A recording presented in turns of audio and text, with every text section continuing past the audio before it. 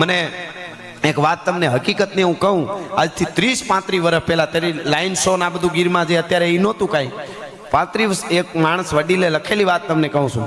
35 વર્ષ પહેલા ગીરમાં મુંબઈથી એક શેઠ આવેલા, કરોડોપતિ અરબોપતિ, એનું કુટુંબ ભાડે ગાડી કરીને તુલસીશ્યામ બાજુ આવેલા. અને એમ થયું કે થોડોક દિવસ હાથમાં બાકી છે, અમુક નેહડા જોઈ આવી. નેહડા વિશે બહુ સાંભળેલું ગીરના, એટલે નેહડા બાજુ ગાડી વળીને ખોટકાઈ ગઈ, ગાડી ખરાબ થઈ ગઈ. 35 વર્ષ પહેલાની વાત કરું, રિયલી બનેલી વાત.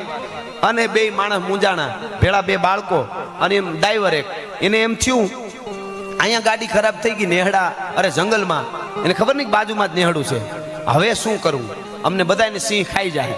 હવે માણસોને હું તો એમ કહું છું, સિંહ છે ને સિંહ, એ કોઈ દી માણસને નુકસાન જ ન કરે જો માણસ તરીકે રહીએ તો.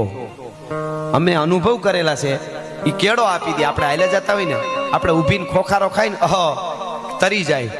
એ બી ગયો છે, એક થાપો મારે ને તો તગારો એક ધૂળ ઉઠલાવી નાખે. એને અમે જોયો, ભેંસ જેવી ભેંસને ઉપાડીને અમારે ભેંસ મરી ગઈ હોય ત્યાં ગીરમાં, ક્યારેક કોઈ કારણે મરી ગઈ હોય, જોકમાં ભેંસ આંગણામાં મરી ગઈ હોય, એને ઢળડીને બહાર નાખવા જવું હોય ને તો 10-12 જણા જોઈ, નાડા બાંધીને આંચકે ઢળડીને નાખી આવી. ઈ ભેંસ હાવ જ એકલો ઢળડીને ઉયો જાય. હવે ઈ આપણે આયલા આવતા એને તરી જાય એનું શું કારણ? બીવે છે. એને ખબર છે કે આપણું વૈડે જ નથી, વડ વગર હાવ જ કોઈ દી ધીંગાણા થોડો કરે એટલે તરી જાય ભલામણ. આ બહુ મોટી વાત છે, એ શીખવા જેવું છે. એટલે તમને વાત હું એ કરતો હતો, એ આપણી ગાંડીગીર. પણ